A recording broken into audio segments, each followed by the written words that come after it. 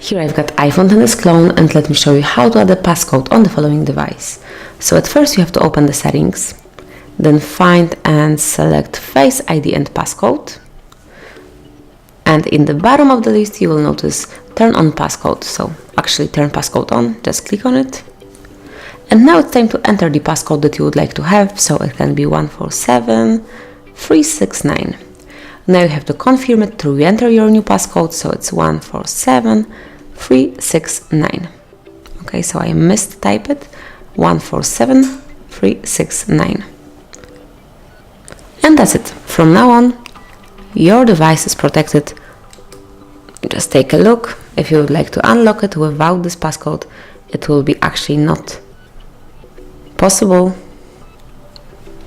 You have to enter this code, so 147369, and that's it. Now you can use your device. If you would like to switch off this passcode or change it, just open Face ID and passcode one more time, then enter the current one, 147369. And here, if you would like to change it, just tap on Change Passcode and enter a new one. And if you would like to switch it off, just select Turn Passcode Off. And actually that's it. Thank you for watching. Please subscribe our channel and leave the thumbs up.